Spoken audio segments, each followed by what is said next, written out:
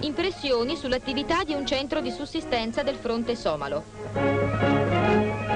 Sulle rive del fiume sono impiantate le pompe che estraggono l'acqua, elemento principe e indispensabile, che caricata su autocarri verrà convogliata ai vari reparti della zona.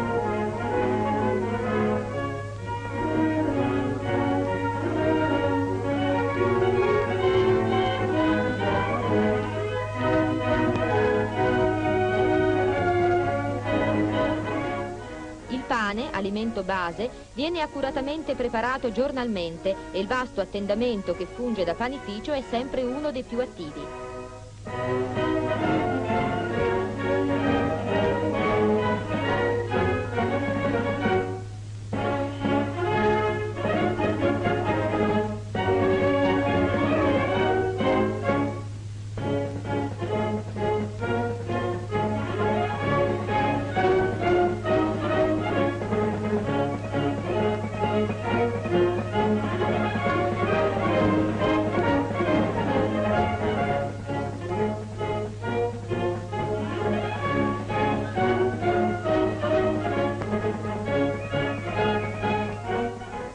Lunghe teorie di cammelli col carico di salmerie, passando attraverso il centro di sussistenza, si riforniscono di viveri che trasporteranno fino alle estreme propaggini di questo vasto settore del fronte.